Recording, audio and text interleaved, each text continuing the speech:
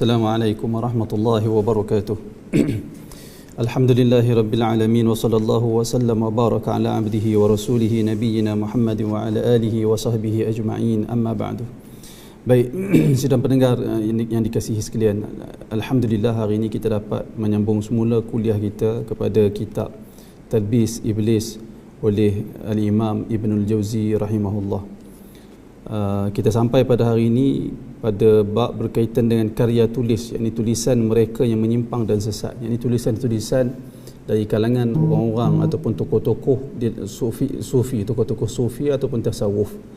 Dan sebelum itu, tuan-tuan muslim, sidang pendengar sekalian, Al-Imam Ibnul Jauzi, beliau seperti yang saya sebut pada kuliah yang lalu, nama beliau iaitu Abdul Rahman bin Ali bin Muhammad bin Ali bin Ubaidillah. Manakala Al-Jauzi ialah gelaran kepada datuk beliau yang ke-9, datuk beliau yang ke-9 yang bernama Ja'far Al-Jauzi. Dan Al-Imam Ibn Al-Jauzi, nasab dia sampai kepada Sayyidina Abu Bakr As-Siddiq radhiyallahu anhu. Maknanya Al-Imam Ibn Al-Jauzi dari cucu cicit kepada sahabat Nabi yang masyhur ahli syurga, iaitulah Abu Bakar As-Siddiq radhiyallahu anhu. Baik, kita sambung apa perkataan Al-Imam Ibn Jauzi di dalam kitab dia ni. Kata dia, penulis berkata, Abu Nasr mengarang sebuah kitab untuk kelompok ini. Abu Nasr yang dimaksudkan di sini iaitu Abu Nasr As-Sarraj, seorang sufi, seorang yang kuat bertasawuf. Dia menulis sebuah kitab untuk kelompok tasawuf, untuk kumpulan tasawuf, dan dia namakan yang diberi judul Luma'us Sufiyah.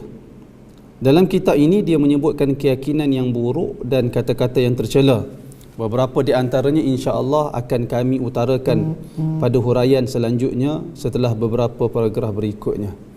Abu Nasr, seperti yang kita semua tahu bahawasanya sufi di peringkat awal mereka fokus mereka iaitulah amalan.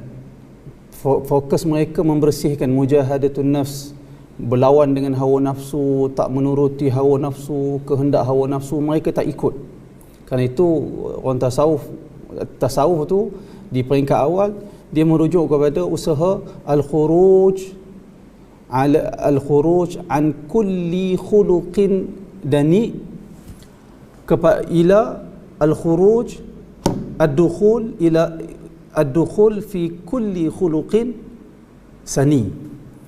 Tasawuf itu iaitulah usaha untuk keluar daripada semua bentuk akhlak yang buruk, akhlak yang keji, manakala dalam masa yang sama berusaha untuk masuk ke dalam akhlak yang berharga, yang bernilai, yang mulia. Itu tasawuf pada peringkat awal.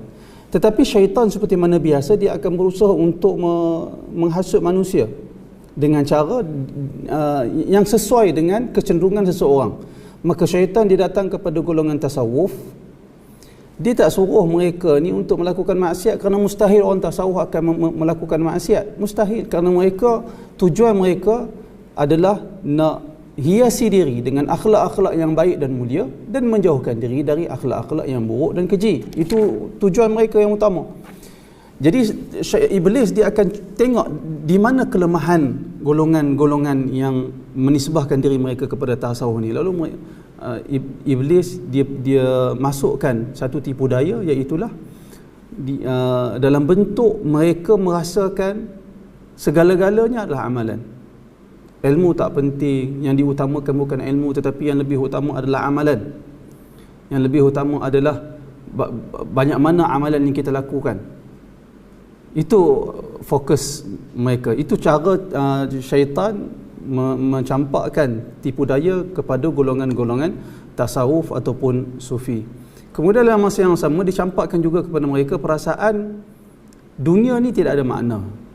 Dunia ni tidak ada makna. Mereka lupa bahawasanya dunia, semua nikmat dan pemberian dunia ini Allah Ta'ala kurniakan kepada orang beriman untuk maslahah kehidupan mereka, untuk mereka aturkan kehidupan di dunia ini, kerana Allah Subhanahu Wa Ta'ala ciptakan dunia ini untuk orang beriman, untuk ditegakkan syiar Allah, untuk dimakmurkan bumi dengan dilaksanakan perintah Allah Subhanahu wa taala dan dijauhi tegahan Allah Subhanahu wa taala. Diciptakan bumi ini untuk semua makhluk ya'budun Allah, untuk mereka beribadah kepada Allah Subhanahu wa taala. Itu kerana itu Allah Taala datangkan nikmat, pemberian, semua perkara-perkara dunia ini sepatutnya digunakan oleh makhluk, oleh manusia untuk mengesa dan membesarkan, juga mengagungkan Allah Subhanahu wa taala.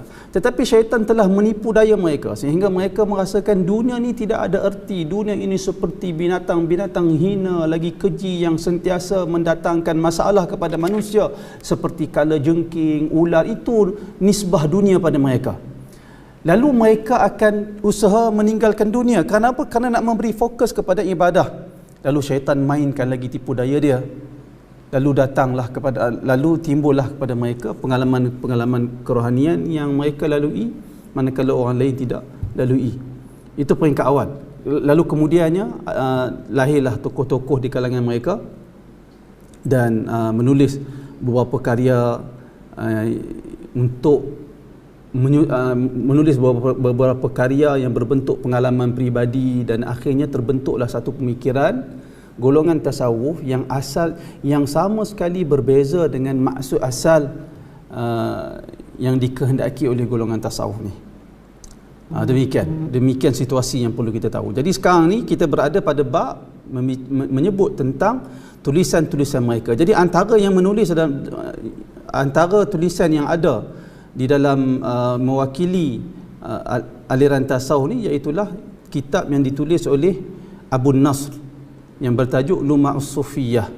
Akan tetapi disebabkan, cuba kita tengok bagaimana syaitan berjaya menipu daya mereka, iaitulah dengan mereka merasakan kehidupan ini yang utama sekali adalah beribadah, hatta mereka meninggalkan ilmu. Maka itu satu jalan yang paling berjaya di pihak iblis, paling berjaya. Iaitulah apabila iblis berjaya menjauhkan manusia daripada ilmu, maka manusia akan terjebak dalam lembah-lembah kejahilan. Mereka akan berada di dalam kegelapan, dan lebih malang sekali, kegelapan yang mereka berada di dalamnya itu, mereka merasakan itu adalah cahaya. Ini lebih dahsyat fitnah dia. Maka lahirlah golongan-golongan yang menulis kitab-kitab yang berkaitan dengan pengalaman kerohanian dan perkara-perkara yang mereka dapat dinamakan sebagai ilham dan seumpamanya. Antaranya kitab yang disebut oleh Al-Imam Ibn Jauzi di sini, iaitulah yang bertajuk Luma'us Sufiyah. Sehingga kan di dalamnya disebutkan keyakinan-keyakinan yang buruk dan kata-kata yang tercela. Selain pada beliau, ada Abu Talib Al-Makki, penulis ataupun mengarang sebuah kitab untuk mereka, yakni golongan tasawuf, yang tajuk dia Qutul Qulub. Kitab Qutul Qulub ni kitab yang masyhur, yang maksudnya biar masyhur, semua orang mengaji, boleh dikatakan kebanyakan orang yang mengaji agama ni biasa dengar kitab Qutul Qulub yang ditulis oleh Abu Talib Al-Makki. Abu Talib Al-Makki, kalau kita tengok dia ni, memang kita tak boleh nafikan satu perkara.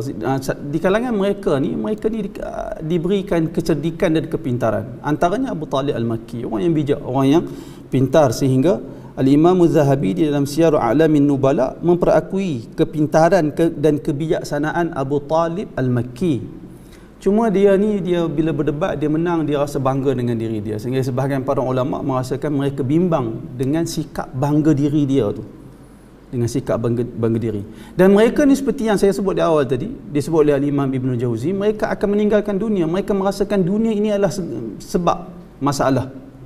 Mereka merasakan dunia ini adalah sebab mereka meninggalkan ibadah. Lalu mereka tinggalkan dunia kerana mereka nak fokus kepada ibadah. Dan antara yang mereka tinggalkan adalah mereka tak nak makan. Mereka tinggalkan makan. Dan mereka suka melaparkan diri mereka. Antara yang menempuh jalan melaparkan diri ini iaitulah Abu Talib Al-Makki.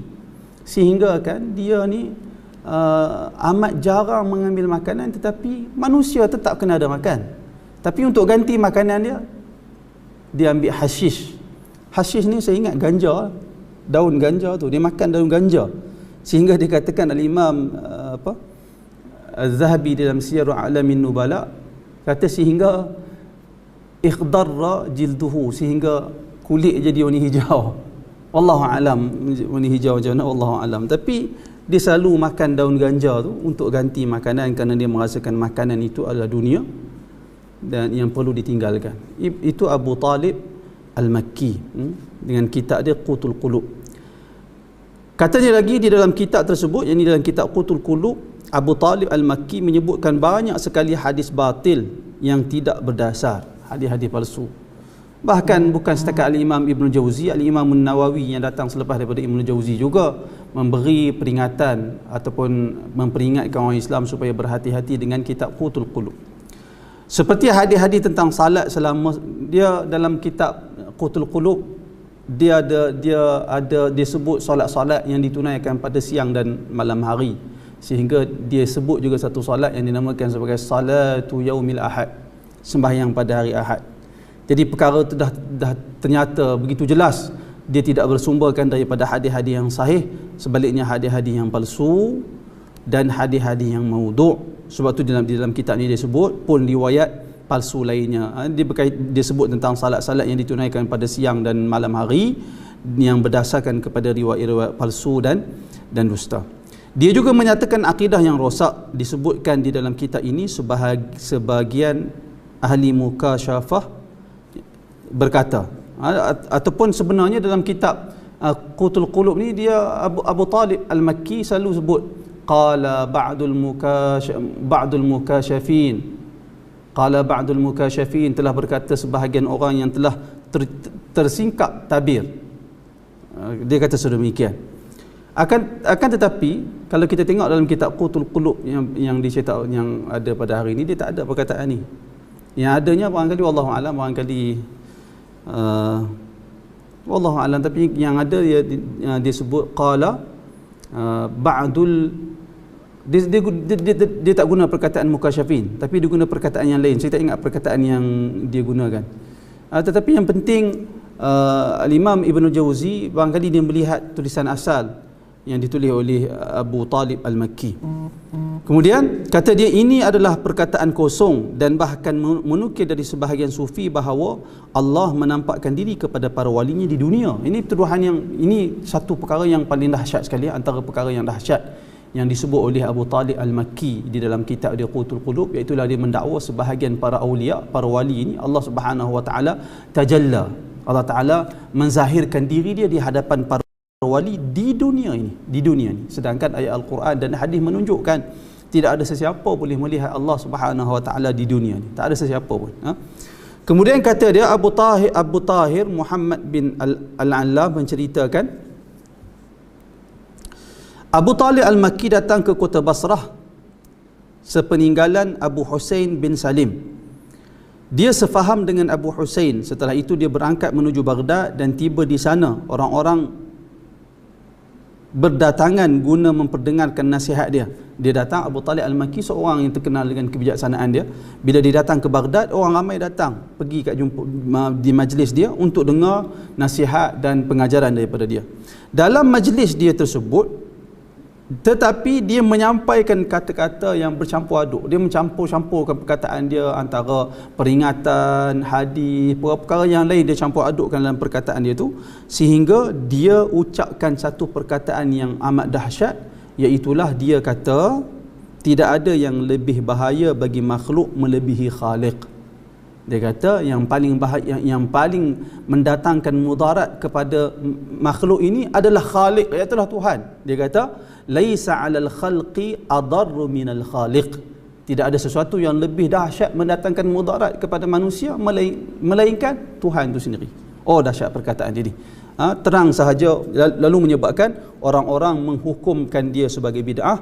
Sesudah itu dia tidak lagi dibenarkan berbicara ataupun dia tidak lagi menyampaikan apa-apa ucapan dia di hadapan orang ramai, disebabkan dia telah dituduh sebagai bid'ah dan seumpamanya dari perkataan-perkataan yang dia sendiri keluarkan. Itu antara kitab golongan tasawuf yang jauh menyeleweng daripada panduan Al-Quran dan Sunnah, iaitulah kitab, antaranya salah satu yang disebut dalam ni, iaitulah kitab Qutul Qulub oleh Abu Talib Al-Makki. Kemudian Al-Khatib berkata, Abu Talib Al-Makki mengarang satu kitab yang dia beri judul Qutul Qulub, kitab yang tadi kita bincangkan, dengan bahasa kaum sufi. Di dalam kitab ini dia menyebut banyak hal mungkar dan tercela berkaitan dengan sifat-sifat Allah Subhanahu wa taala. Penulis berkata selanjutnya muncullah Abu Nuaim. Selain daripada Abu Talib Al-Makki, Al-Imam Ibn Jauzi sebut tokoh yang lain, iaitulah Abu Nuaim Al-Asbahani. Abu Nuaim Al-Asbahani, dia mengarang sebuah kitab untuk mereka, yakni untuk golongan tasawuf, dengan judul Al-Hilyah. Abu Nuaim Al-Asbahani, sidang pendengar sekalian, kita kena tahu Al-Imam Ibn Jauzi dia menulis kitab Talbis Iblis, tujuan dia untuk menyerang ataupun membongkar kesalahan-kesalahan, penyelewengan-penyelewengan yang ada di dalam tasawuf, dan dia membongkar pemikiran-pemikiran yang menyeleweng tanpa dia tengok siapa orang dia, tanpa dia pedulikan siapa orang yang sebut tu. Itu pandangan saya. Pandangan saya ketika saya membaca Talbis Iblis, kita faham sedemikian. Kenapa? Kerana Abu Nuaim Al-Asbahani bukan orang yang kecil. Abu Nuaim Al-Asbahani satu tokoh yang besar. Abu Talib Al-Makki, demikian juga Abu Nuaim Al-Asbahani, mereka ni hidup tahun kurun 4 Hijriah.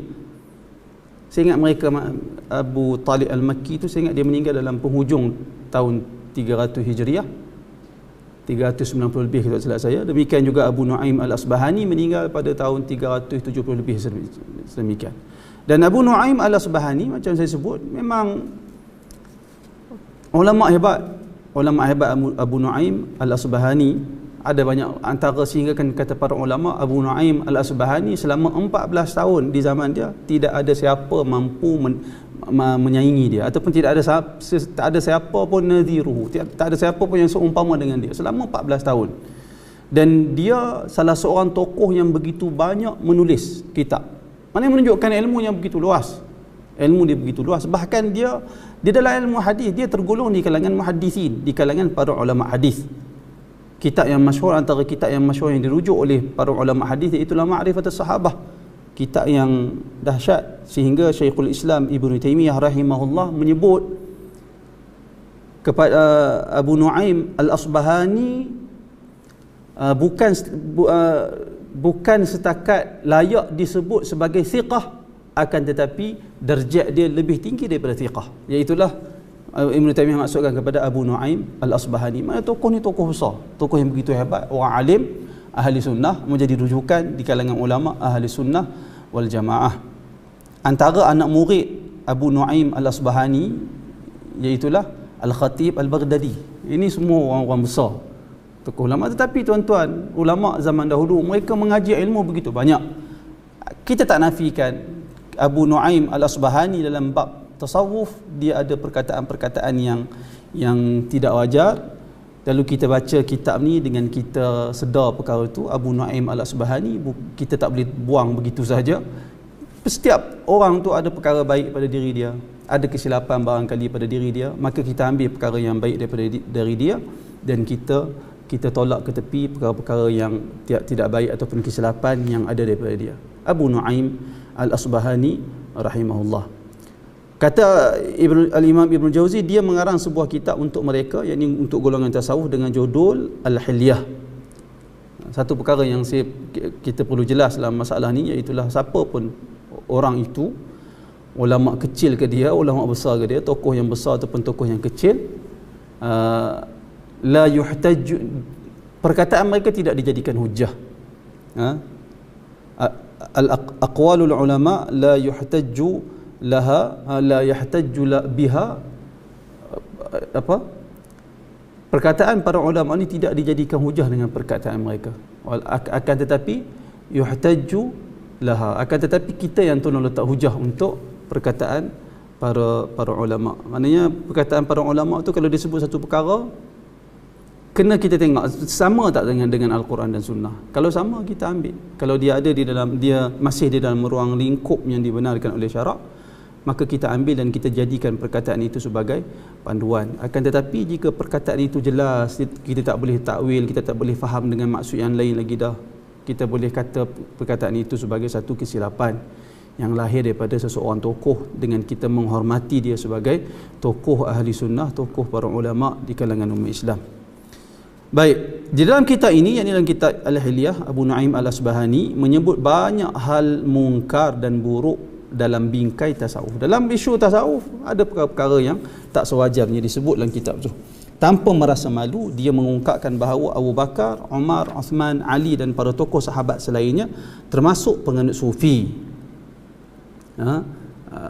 Dia sebut Abu Bakar, sahabat semua ni termasuk di kalangan orang tasawuf, termasuk dari kalangan orang sufi. Dia menyebutkan pula hal-hal aneh dari mukmin pilihan itu. Bahkan dia menyebut bahawa Shuraih Al-Qadi, Al-Hasan Al-Basri, demikian juga Sufyan Al-Thawri, juga Ahmad bin Hanbal ialah salah satu daripada mereka. Yang ini semua para ulama yang hebat-hebat ni, Abu Nu'aim Al-Asbahani telah masukkan mereka ni dalam kumpulan orang-orang tasawuf. Wallahu alam. Kalau dia maksudkan, kita kena baca baliklah kitab Al-Hilyah ni dan kita kena selidik, baca, renung betul-betul. Kalau dia maksudkan sufi tasawuf dari sudut dalam erti kata kerohanian, menjaga jiwa, ikhlas, mendidik jiwa, tidak mengikut hawa nafsu, kalau itu maksud dia, ternyatalah benar perkataan dia, iaitu dah Abu Bakar, Umar, Uthman dan Ali apa semua tu, Imam Ahmad, Shuraih Al-Qadi, Al-Hasan Al-Basri, Sufyan Al-Thawri, Imam Ahmad ibn Hanbal, dah tentulah mereka ni di kalangan para pengikutan untuk golongan sufi. Kalau kita maksudkan sufi itu dalam erti kata mendidik jiwa, mujahadatun nafs, mereka lah orang terkedepan dalam masalah itu. Tak diragukan lagi. Tetapi kalau dia maksudkan kepada tasawuf ataupun sufi yang kemudian yang terbentuk pemikirannya setelah pertengahan kurun keempat, maka kita nafikan. Abu Bakar, Umar, Uthman, Ali, Shuraih Al-Qadi, Sufyan Al-Hasan Al-Basri, Sufyan Al-Thawri, Imam Ahmad bin Hanbal, tak ada kaitan dengan mereka, bahkan berlepas diri dengan mereka semua. Bila dah masuk anasir-anasir tarian di dalam menari ketika berzikir dan seumpamanya, itu dah tentulah perkara itu tak ada kaitan dengan para sahabat dan para ulama yang mulia yang awal di kalangan salafus salih. Seperti itu juga yang disebutkan oleh As-Sulami dalam Tabaqatus Sufiyah, Al-Fudail, Ibrahim bin Adham dan Makruf dan ulama lain lagi, sebab termasuk di kalangan orang sufi. Selain pada itu, mereka namakan juga tokoh-tokoh yang lain yang hebat-hebat, sehingga kesemuanya mereka masukkan di dalam kumpulan sufi. As-Sulami menetapkan mereka sebagai sufi dengan mengisyaratkan kepada pribadi zuhud yang terlihat jelas pada diri mereka. Sebab tu saya sebut tadi, kalau kita maksudkan, jika dimaksudkan sufi itu adalah zuhud dalam erti kata hati tidak terpaut dengan dunia, ternyatalah para sahabat, para ulama salafus salih, kesemua mereka adalah contoh kita dan teladan kita dalam permasalahan ini. Imam Ahmad, siapa tak kenal kezuhudan Imam Ahmad ibn Hanbal? Siapa tak kenal Umar bin Al-Khattab, kezuhudan Umar bin Al-Khattab? Siapa tidak kenal kezuhudan Uthman ibn Affan radhiyallahu anhu? Sekalipun beliau kaya, tetapi hati beliau sama sekali tidak terpaut dengan harta dunia, kerana beliau telah membuktikan beliau telah mengorbankan harta yang begitu banyak di dalam peperangan Tabuk, sehingga Nabi SAW ketika tentera Muslim yang dipimpin oleh Nabi Muhammad SAW dalam peperangan Tabuk memerlukan bantuan dan nafkah daripada orang Islam yang kaya di zaman itu, Uthman, orang yang paling banyak, telah menginfakkan harta dia di hadapan Nabi Muhammad SAW. Uthman radhiyallahu anhu mendatangkan harta yang begitu banyak dan dilunggukkan di hadapan Nabi SAW. Nabi melihat harta yang diinfakkan oleh Uthman begitu banyak, Nabi menggeling-gelingkan kepala baginda, lalu Nabi SAW bersabda, ma darra Uthman ba'da ma fa'ala al-yawm. Tidak ada sesuatu yang boleh memudaratkan Uthman setelah kebajikan yang telah dia buat pada hari ini. Tak ada. Pahala dia begitu berlipat kali ganda. Uthman bila didengar perkataan Nabi tersebut, dia infakkan lagi harta dia. Ratusan ekor unta diinfakkan untuk dijadikan tunggangan di dalam peperangan Tabuk, sehingga dikatakan sampai 900 ekor unta. Cuba bayangkan bagaimana kayanya Uthman dan bagaimana banyaknya harta yang diinfakkan oleh Uthman di dalam peperangan Tabuk. Ini orang zuhud. Ini adalah contoh kezuhudan yang dibuktikan oleh para sahabat, demikian juga para ulama salafus salih selepas daripada para sahabat. Kesemua mereka ini Allah Ta'ala redha mereka. Mereka adalah contoh di dalam bab ilmu, mereka adalah contoh yang terbaik di dalam bab kezuhudan, mereka juga contoh yang baik dalam segala sudut kehidupan beragama. Mereka adalah contoh kita. Maka kalau dimaksudkan sufi dan zuhud, tasawuf itu merujuk kepada kezuhudan itu, merujuk kepada tidak terikat dan hati tidak dikuasai oleh dunia, maka sudah tentulah benar Abu Bakar, Umar, Uthman, Ali, Shuraih Al-Qadi, Al-Hasan Al-Basri, Sufyan Al-Thawri, Imam Ahmad Ibn Hanbal, kesemua mereka ini adalah contoh ikutan dalam bab zuhud, jika itu yang dimaksudkan. Kita tak nafikan, kerana mereka jelas kezuhudan mereka.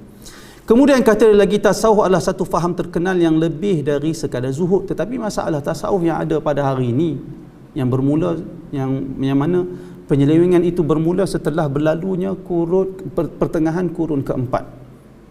Penyelewengan itu bermula setelah berlalunya kurun yang keempat Hijriyah. Dia bukan sekadar fokus kepada zuhud, tetapi lebih dahsyat lagi daripada zuhud. Maksudnya dia keluar daripada persoalan zuhud semata-mata. Buktinya tidak ada orang yang mencela zuhud. Zuhud semua orang boleh terima. Semua orang Islam, semua para ulama menerima adanya zuhud ataupun adanya anjuran untuk zuhud di dalam dunia ni. Sehingga Imam Nawawi dalam kitab Riyadhus Salihin buat satu bab zuhud. Bab membicarakan tentang kezuhudan di dunia.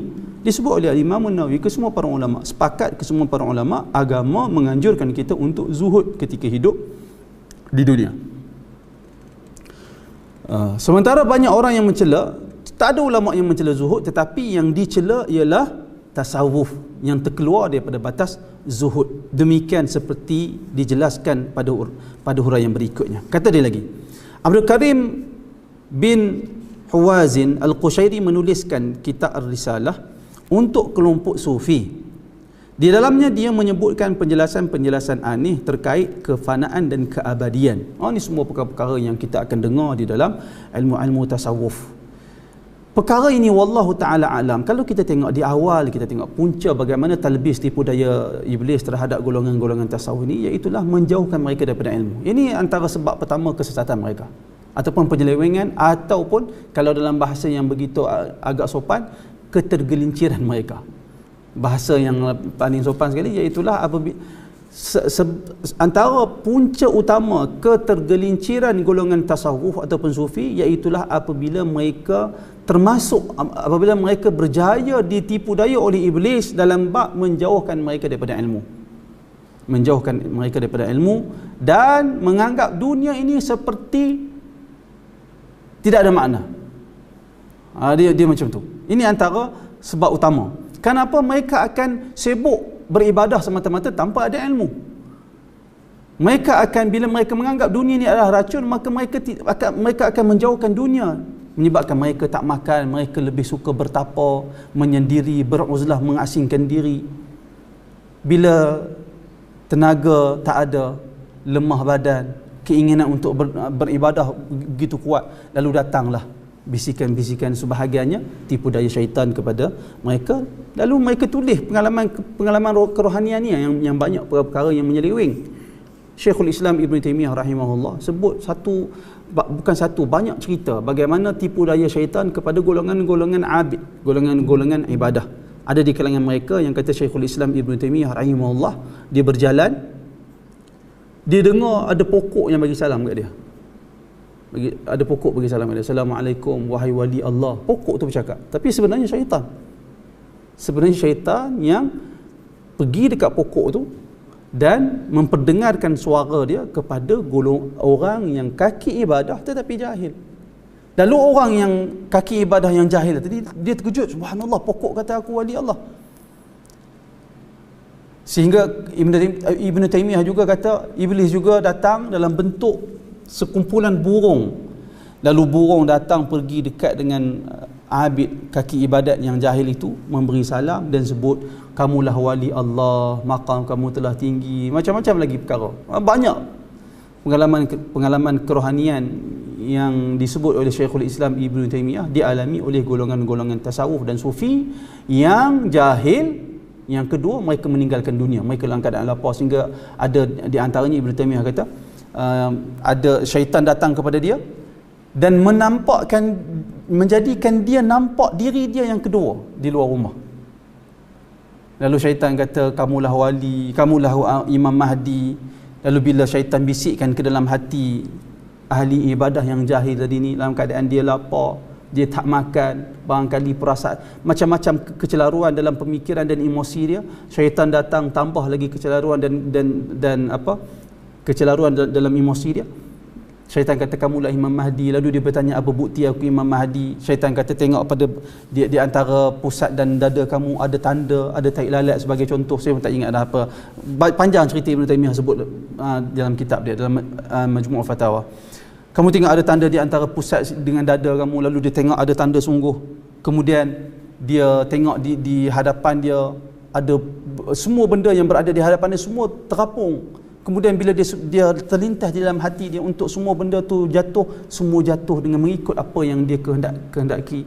Bila dia, dalam hati dia kata naik balik semua perkara yang di hadapan dia naik, syaitan takhyilkan dia, mengkhayalkan dia sehingga dia nampak satu perkara yang menyalahi perkara sebenar yang berlaku. Lalu dia rasakan perkara itu betul. Lalu dia merasakan perkara itu betul. Dan saya suka juga saya sebut tentang Abu Talib Al-Makki tadi ni. Abu Talib Al-Makki dia meninggal muda, dia meninggal muda. Saya ingat dalam 30-an usia dia. Dan antara perkara yang penting untuk kita ambil perhatian, iaitulah dikatakan Abu Talib Al-Makki, dia jumpa ketika dia sakit, dia anak murid dia, salah seorang anak murid dia datang ziarah dia. Dia kata kepada anak murid dia, kalau kamu dapati penghujung usia aku ini aku dalam keadaan kebaikan, maka tebarkan di atas jenazah. Ala jinazati. Jenazah ni biasanya mereka merujuk kepada tempat angkat jenazah. Tempat angkat jenazah. Apa kita sebut tu? Katil lah kan? Tempat yang angkat jenazah tu, dia nama jenazah. Kalau jenazah tu, orang tu dinamakan sebagai janazah. Tapi lapik yang kita angkat jenazah tu dinamakan sebagai jenazah. Kalau kamu ketahui penghujung usia aku ini aku di dalam kebaikan, maka tebarkan di atas jenazah aku ni, pelapik jenazah aku itu, tebarkan sukar, tebarkan gula dan tebarkan luzan ataupun lauzan, iaitu kacang almond. Dia suruh tebar atas itu dan katalah hadzal hadiq, inilah orang yang mendalam ilmu dia, inilah orang yang pintar, inilah tok guru, inilah orang alim, sebut macam tu. Lalu anak murid dia ni, dia kata kepada anak murid dia, kalau kamu dapati aku dalam keadaan kebaikan, iaitu dengan cara khudh biyadi, ambil pegang tangan aku. Kalau aku genggam semula tangan kamu, maka ketahuilah ketika itu aku berada di dalam kebaikan. Cuba tengok bagaimana mereka buat satu perkara atas pengalaman semata-mata.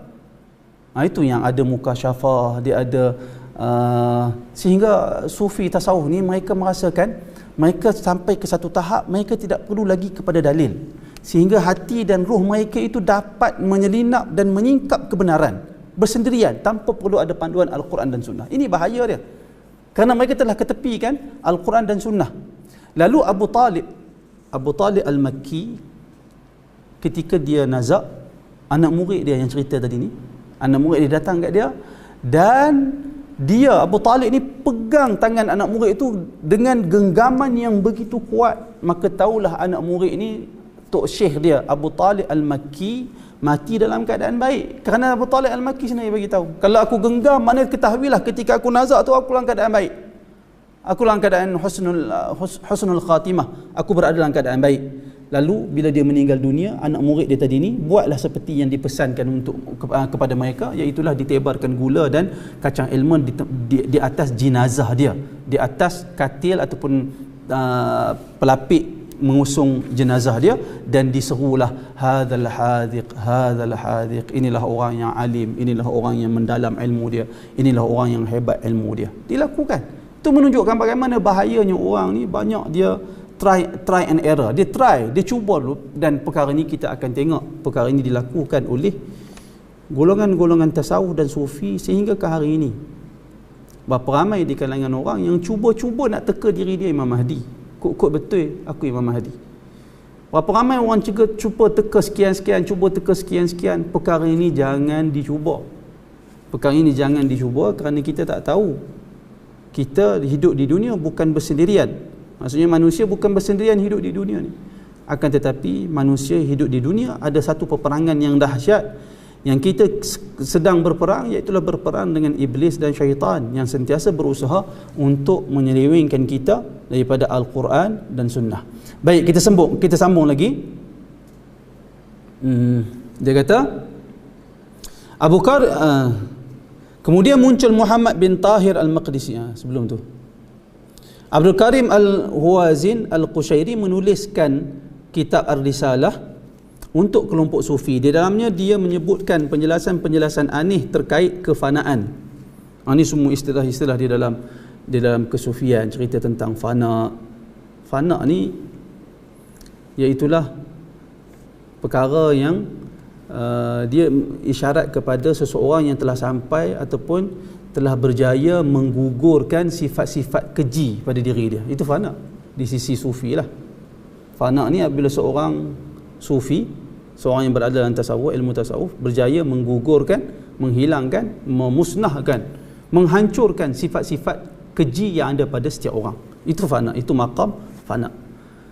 Dia bercakap tentang kefanaan, dan dia juga bercakap tentang keabadian, yakni al-baqa. Al-baqa ni lawan kepada fana, iaitulah bila fana, seorang sufi itu berjaya menghancurkan sifat-sifat celah yang ada pada diri manusia, manakala baqa iaitulah dia berjaya menegakkan sifat-sifat yang terpuji pada diri dia. Itu baqa. Tapi perbahasan yang detail, yang panjang dan berfalsafah perkara-perkara ini di kalangan ahli sufi. Kemudian dia sebut tentang penyempitan ni al-qabdu. Ini semua istilah-istilah sufi yang dia ada perbahasan yang begitu panjang. Kemudian dia sebut tentang pelapangan rezeki, al-bastu, pelapangan rezeki. Dia kata ni dia sebut, dia terjemah lah. Kemudian dia bercakap tentang al-waktu dan kondisi. Al-waktu ni pun ada istilah sufi. Orang sufi mereka maksudkan panjang cerita, hadis mutawahhim. Dia panjang cerita. Semua istilah-istilah sufi yang mereka maksudkan bukan seperti bukan maksud waktu kita ni, waktu tengah hari, bukan waktu maksud itu. Dia ada maksud yang tersendiri. Dia bercakap juga tentang cinta. Dia bercakap tentang cinta, dia bercakap tentang wujud. Ini semua ada istilah-istilah dan maksud mereka yang tersendiri. Mereka sebut tentang pertemuan. Pertemuan ini dalam bahasa sufi ni dia merujuk kepada al-jam'u, tak salah saya, al-jam'u. Dia merujuk kepada al-jam'u, dan dia bercakap juga tentang perpisahan, at-tafriqah. Dia bercakap tentang tafriqah. Ini semua adalah istilah-istilah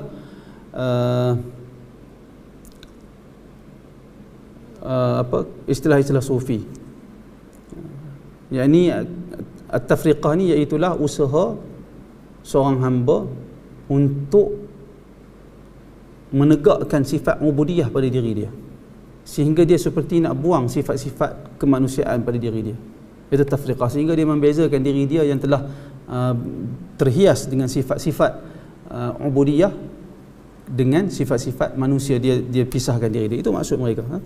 Kemudian demikian juga dia bercakap tentang sadar, kemudian tentang mabuk cinta, as-sukr, maksudnya tentang mabuk cinta disebabkan rindunya kepada Allah Subhanahu wa taala, sehingga mereka seperti orang yang mabuk. Macam penampakan dan kehadiran mukasyafah, penyikapan yang saya sebut tadi, mukasyafah ni seperti macam tadilah, dia tidak perlu kepada dalil syarak untuk mengetahui kebenaran ataupun kebatilan, sehingga diri dia sendiri mampu bertemu dengan kebenaran dengan sendirinya.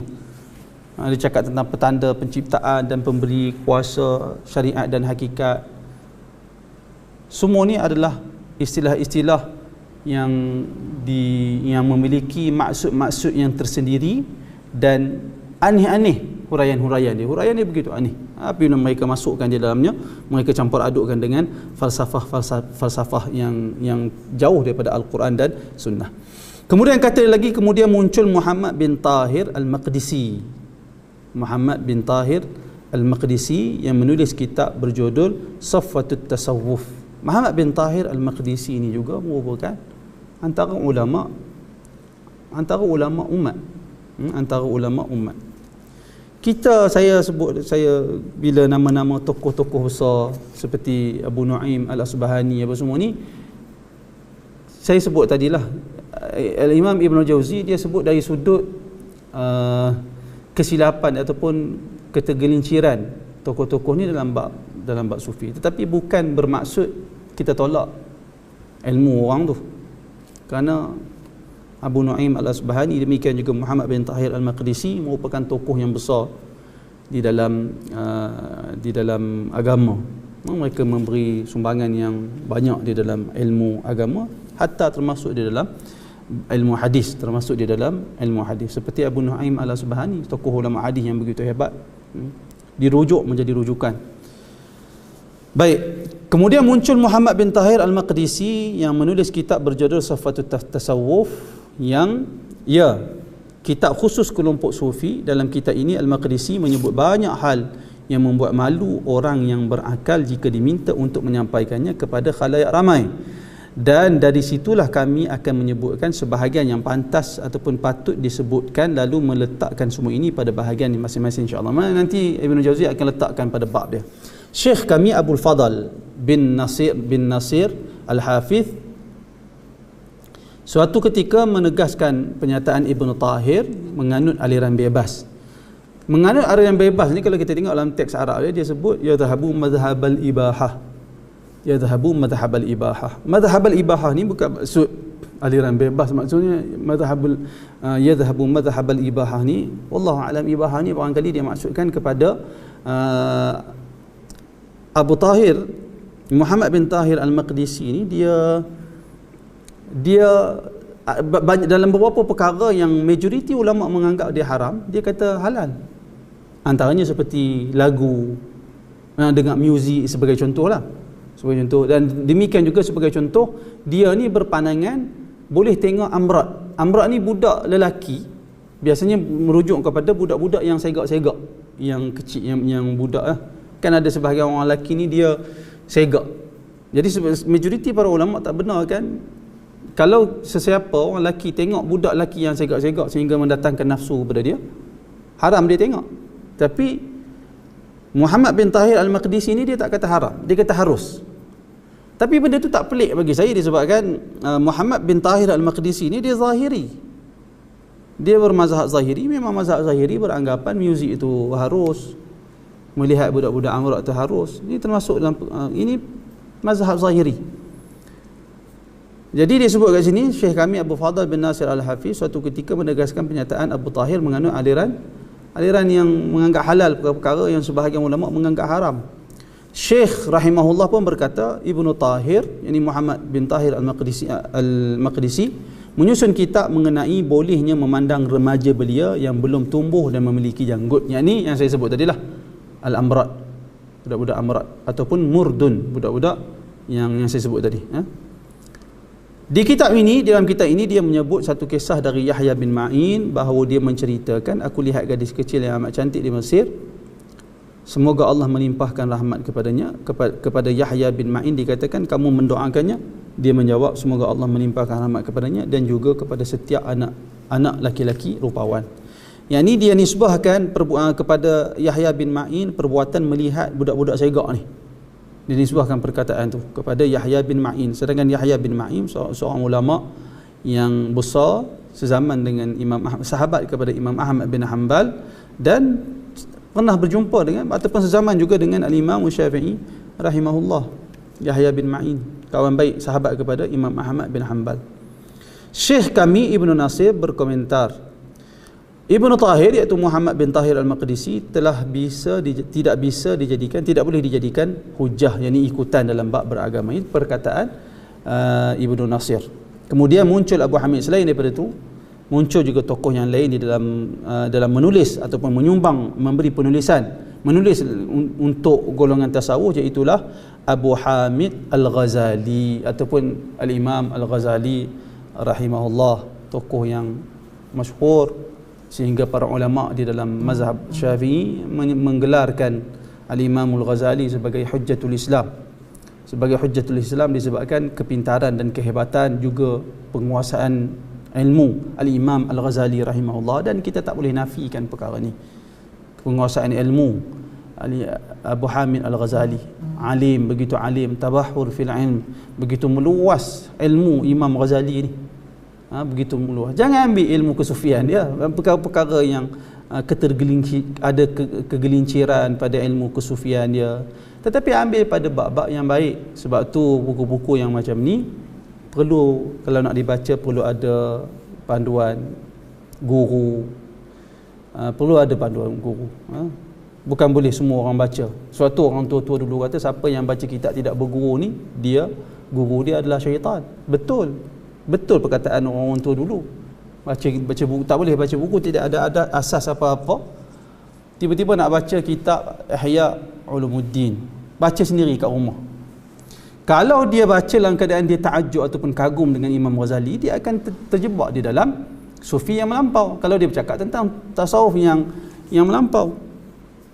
Tapi kalau dia baca kitab Imam Al-Ghazali dalam keadaan hasad dan marah kepada Imam Ghazali, dia akan tuduh Imam Ghazali ni sebagai sesat. Bahkan barangkali dia akan kufurkan Imam Ghazali, barangkali wallahu alam. Tetapi yang penting sekarang ni, setiap orang dia baca kadar kemampuan yang dia boleh baca.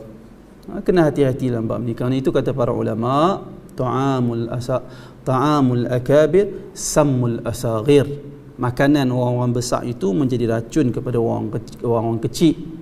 Dalam ilmu apa pun, kalau budak umur 7 tahun, rejah 1, dia baca buku budak universiti, buku universiti, racun ke tak racun untuk dia? Racun kepada dia. Ilmu itu menjadi racun kepada dia. Maka demikian juga ilmu agama. Ta'amul akabir sammul asaghir. Ilmu yang dibaca oleh tokoh-tokoh besar, orang-orang alim, kalau dibaca oleh orang-orang yang jahil, yang tak ada ilmu, dia menjadi racun, bukan mendatangkan kebaikan kepada dia. Sebab tu saya masih ingat dalam perjalanan dengan Syekh Bashir Ahmad Salat, sekarang ni dia ketua ulama Somalia. Saya bagi tahu pada ketika itu, saya bagi tahu kepada dia, saya kata alhamdulillah, kitab Fathul Bari, kata saya Fathul Bari ataupun kitab Tafsir Tabari, saya sebut pada dia pada ketika itu. Saya ingat kitab Fathul Bari telah diterjemahkan ke dalam bahasa Indonesia. Saya kata alhamdulillah. Saya seronok, saya cerita kepada dia dalam bentuk yang rasa macam kagum, hebat. Ilmu telah tersebar dengan luas. Lalu kata Syekh Bashir Ahmad Salat, dia kata, bagi aku dia bukan satu perkara yang baik, dia bukan satu khabar gembira, bahkan dia sebenarnya adalah bala. Bahkan terjemahan kitab Fathul Bari itu merupakan ke dalam bahasa Melayu ke bahasa Indonesia, dia merupakan bala, kata dia. Kerana nanti ada orang yang tidak ada asas pengajian Islam, dia baca kitab Fathul Bari, dia tak tahu apa perkara yang boleh diambil, apa yang perlu ditinggalkan, apa yang hanya sekadar baca untuk maklumat sahaja, apa maklumat yang sekadar nak baca dan disimpan tak disampaikan kepada orang lain, tapi dia berguna untuk seorang alim, untuk timbang isu tu, untuk buat pertimbangan dan perbandingan. Ada perkara yang maklumat tu hanya sekadar untuk perbandingan sahaja, bukan untuk disebarkan kepada orang ramai. Syekh Bashir Ahmad Salat, ketika tu saya rasa macam, siapa dia cakap macam tu? Tapi hari ini ternyata apa yang mereka bimbangkan benar berlaku. Ta'amul akabir sammul asaghir. Makanan orang-orang tokoh-tokoh yang besar, bila dimakan oleh orang kecil, dia menjadi racun untuk mereka semua. Maka demikianlah bahan-bahan Al-Imam Al-Ghazali, diambil manfaat daripada dia, sehingga kan Syekhul Islam Ibn Taymiyah sendiri memuji dan memperakui manfaat yang ada di dalam kitab Ihya Ulumuddin oleh Al-Imam Al-Ghazali, terutamanya dalam bab zuhud, dalam bab mendidik jiwa dan seumpamanya. Sehingga saya disebut oleh Syekh Muhammad, dia cerita dia pernah duduk di dalam majlis Syekh Al-Albani rahimahullah. Ada seorang mengadu kepada Al-Albani di kalangan kawan-kawan mereka yang mengaji agama ni, suka sesatkan orang itu, suka sesatkan orang ni, suka kata bagi tahu kat orang jangan ikut orang ni menyeleweng, orang tu menyeleweng. Ada orang bagi tahu kepada Al-Albani, ada pihak yang buat sedemikian. Kata Al-Albani rahimahullah, aku perintahkan, aku nasihatkan kepada orang tersebut untuk dia tinggalkan kitab-kitab aku. Jangan baca kitab aku, tetapi suruh dia baca kitab zuhud di dalam Ihya Ulumuddin yang ditulis oleh Al-Imam Al-Ghazali. Itu perkataan Al-Syekh Muhammad Nasiruddin Al-Albani rahimahullah. Itu semua ni menunjukkan manfaat diambil daripada tokoh ulama kita semuanya, termasuk Al-Imam Al-Ghazali rahimahullah. Baik, kemudian muncul Abu Hamid Al-Ghazali yang dia mengarang kitab berjudul Ihya Ulumuddin sesuai metod kaum sufi. Pada bab sufi dia, pada bab sufi lah. Kitab ini dipenuhi oleh hadis-hadis batil. Ini perkara yang kita tak boleh nafikan lah. Dalam kitab Ihya, kitab hadis-hadis batil yang tidak diketahui kebatilan dia. Dia berbicara tentang ilmu mukasyafah yang menyimpang dari aturan fiqh. Dia meyakini bahawa yang dimaksudkan bintang, matahari dan bulan yang dilihat Nabi Ibrahim adalah cahaya-cahaya yang merupakan tirai-tirai penutup Allah Azza wa Jal, bukannya bintang, matahari dan bulan yang kita ketahui. Ini sejenis perkataan kelompok batiniyah. Kita tak nafikan perkara ini, tetapi tuan-tuan, perkara-perkara kegelinciran para ulama ni bukan Imam Ghazali sahaja, bahkan semua orang, kita hampir boleh kata ke semua mereka, ke semua para ulama ataupun majoriti tak selamat daripada kesilapan, ke semua. Al-Imam Sakhawi dia sebut tentang perkataan nama-nama ulama, 7 orang ulama fiqh Madinah. Dia sebut perkataan, dikatakan siapa tulis nama 7 orang fuqaha Madinah pada bekalan, pada makanan yang dibuat bekal dalam permusafiran, tak masuk ulat makanan tersebut, tak akan busuk, tidak akan berulat. Ini perkataan Al-Imam, bukan perkataan Al-Imam Sakhawi, tetapi dia nukilkan perkataan ini di dalam kitab dia tanpa sebarang komentar. Kalau kita nak kata semua ni asal ada benda yang tak sama dengan Al-Quran dan Sunnah, kita nak sesatkan, maka habislah, tak ada ulama yang selamat, melainkan kesemua mereka akan ditohmah dan dituduh sebagai sesat dan seumpama. Tak ada siapa pun yang berada di dalam golongan ahli sunnah, melainkan semuanya termasuklah aliran yang sesat. Mustahil untuk kita sebut sedemikian. Kerana itu kegelinciran ataupun kesilapan, jika kita katakan sebagai kesilapan yang kita ketemui dari perkataan para ulama. Pertama sekali tuan-tuan, kalau kita ada baca dari perkataan para ulama yang pada zahirnya nampak membawa maksud yang tak elok ataupun salah, kita wajib kepada kita takwil, kita andaikan maksud dia sehingga jadi betul. Kerana dia Muslim, dia ulama. Katakanlah ada perkataan ni kita nampak macam jelas bertentangan dengan Al-Quran dan kita tak mampu lagi nak takwil, maka kita tinggalkan perkataan yang sedemikian. Jangan kita jaja, kita kata dia sesat dan semua. Itu bukan kerja kita. Ambil manfaat daripada para ulama dan tinggalkan perkara kegelinciran yang berlaku di kalangan mereka. Seterusnya di dalam kitabnya Al-Musfi', di dalam kitab yang lain, wallahu taala alam, saya ingat sekadar itu sahaja bacaan kita kepada kitab Talbis Iblis. InsyaAllah jika ada kesempatan yang lain, kita sambung lagi pada kesempatan yang lain. Cuma sebelum tu, ada soalan ke?